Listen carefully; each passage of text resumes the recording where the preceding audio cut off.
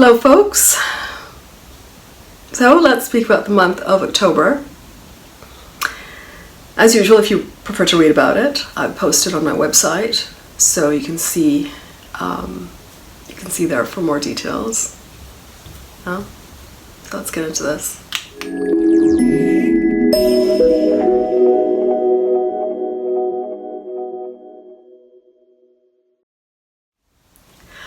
Alright, what is happening in October? In October we see Mercury and Saturn going direct, so that's good news. Mars will dip into Gemini for about a month. The solar eclipse is taking place. And of course at the end of the month we have the beginning of the Mars retrograde phase. Lots happening. On October 2nd, Mercury goes direct in the beginning degrees of Virgo, in the very beginning degree of Virgo. It's exaltation place. It's moved for Virgo house, so that's quite positive. All matters connected to Mercury can move forward now, which is fantastic. This is an excellent transit actually for Mercury, so make the best of it. Mercury will stay in Virgo until October 26th. Yeah, so now is a good time for activities connected to Mercury. It could be scheduling appointments, study pursuits, financial transaction, making connections, signing agreements. It's also a good time to resume or pick up where you left off with goals and projects that were put on hold because of the retrograde. You may also restart a health routine that you had put on hold. This Mercury transit in Virgo will receive the benefic aspect of Jupiter, and it will be transiting Virgo with Venus. So if you wanted to cultivate some good habits related to food, related to exercise, this is an excellent transit for that. Also good for educational pursuits, learning a new subject, learning a new language, learning a new skill. You can expect positive developments with money matters also during this cycle of Mercury in Virgo. So Venus also remains in Virgo until October the 18th. Normally Venus in Virgo comes with some problems, but in this transit it's getting the support of Mercury as well as the benefic aspect of Jupiter. It's an excellent Venus transit for health matters, maybe exploring new foods, creating healthier routines. If you're signing contracts where money is involved, then you may be spending more than you expected. But overall, it will prove to be good because of the benefic aspects that Venus is receiving. You also may be more calculating when it comes to money, because Venus in Virgo can make you a little bit stingy with money matters, and even critical. It's still a debilitated Venus, but balancing it out with the Mercury there will help. It will help with your speech becoming more refined rather than critical and nitpicking. Double check the details as you have Mercury's support, but Jupiter is still retrograde, right? Venus combustion continues this month and into next month. After November's eclipse, there will be an obvious change connected to whatever is signified by Venus in your chart. For the better. Yeah. And certainly this could impact relationships. It could impact money matters. New pots can open up. During a Venus combustion, Venus significations can deplete or disappear, or you may not be seeing things clearly. Be also watchful of spending more than you can afford when Venus is combust. Passions can run high, resulting in fights, resulting in arguments.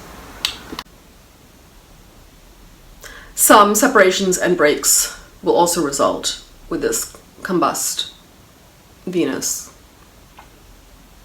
And this has been an ongoing theme this year. But situation with Venus in Virgo combust is a little bit different than, like, compared to Leo. In Virgo, Venus is boosted with its friend Mercury close by. So you may be putting more time and energy into friends and contacts rather than romantic relationships, perhaps, till October the 18th. See what the sun rules in your chart to see what areas of your life you will give priority toward. Yeah. So what else is happening? So there's a full moon in Pisces in the nakshatra of Revati on the evening of October the 9th. This is a beautiful full moon for connecting with others, socializing, maybe sharing your feelings. It only receives the benefic aspects of Venus, Mercury, and Jupiter. So whatever comes up, you may be feeling quite good now. See where Pisces falls in your chart to understand where you will be impacted. Controlling planet of Revati is Mercury, situated across from it in Virgo. And Jupiter, the ruler of Pisces, is sitting right next to the moon, which can help to create like a nice feel-good factor at this time. Yeah, it could be with relationships, with friendships, just really with anything in life. So see where that axis falls in your chart, the Virgo and Pisces. It's a good vibration, especially for water signs, as well as earth signs. So then we have Mars moving to the sign of Gemini for a month. Mars moves into Gemini on October the 16th.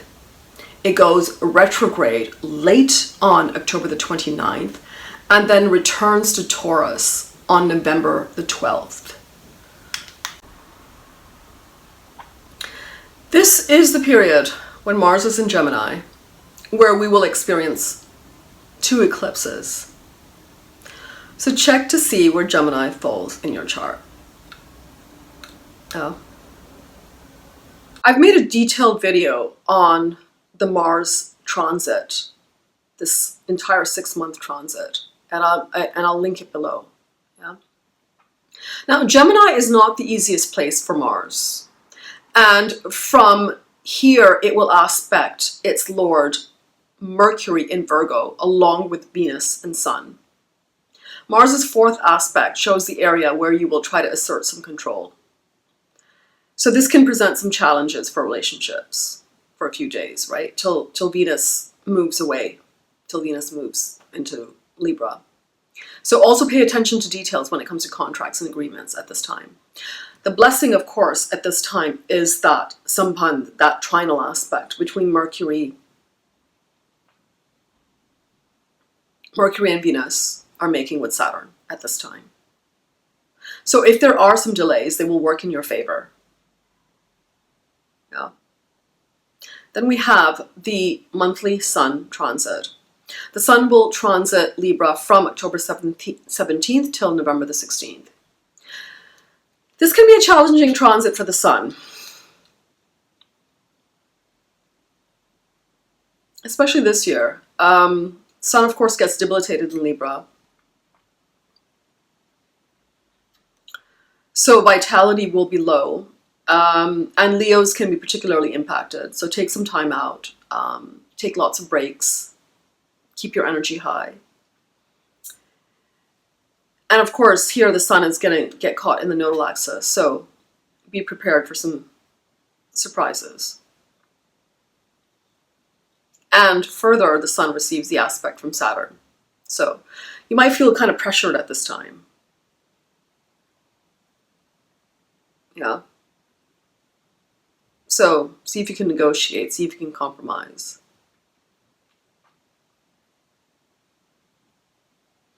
Venus also moves there a day later. October 18th, we see Venus moving into the sign of Libra. This is, of course, Venus's Multragone placement. And usually it's an excellent transit for Venus. Yeah. Though here we have some challenges. We have Saturn aspecting Venus. We have Venus being caught in the nodal axis. And finally, because of its proximity to the Sun, it's a very combust Venus. So this will present some challenges with the ability to compromise and reach agreements. You may also not see the picture clearly, so we have to rely on Mercury's dignified position and a bit of faith. Right? After all, Jupiter is aspecting that Mercury. So check details where you can. Things improve when Saturn goes direct on October the 23rd. So if you can wait till then to form agreements, that would be great. If you've recently formed some sort of agreement, when Saturn turns direct, you will be pleased with the outcome. And by recently, I mean after Mercury goes direct. With regard to relationships, now is probably not the time to form partnerships or start new relationships. It's best to wait till after the November eclipse. On October 25th, we have the solar eclipse in Libra. In the early morning hours, Sun and Moon join in Libra in the nakshatra of Swati. Ketu will cause this eclipse. And Ketu has just entered Swati. Venus is only 1 degree away, also in Swati, completely combust at this time. And we have a parivartan happening between Rahu and Venus, right? Because they're sitting in each other's nakshatra during the eclipse. So Libra being the natural 7th house, signifying relationships, so we know that relationships will feature highly.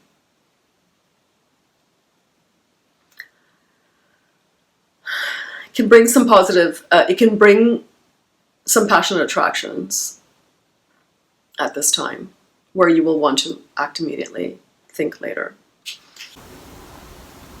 Venus and Rahu in 1-7 from each other suggests that there will be some negotiations happening now. Some relationship drama could also play out now. Mercury is strong in Virgo and it's in a trinal aspect with Saturn, so our thinking can be serious, but I think it will be very productive.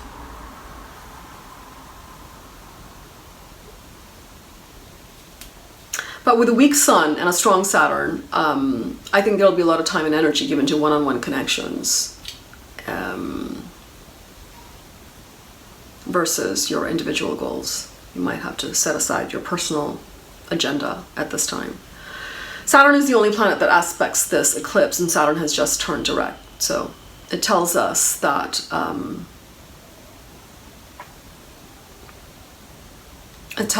you'll be ready to take action and move forward at this time.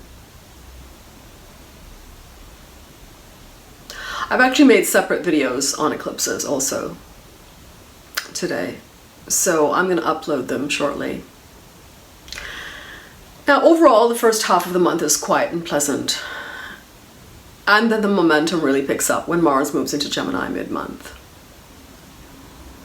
Lots of changes can happen this month, especially if you are in a Venus or in a Rahu Ketu dasha or antardasha. Yeah, so that's all for now, folks. Wishing you all the best. Take care.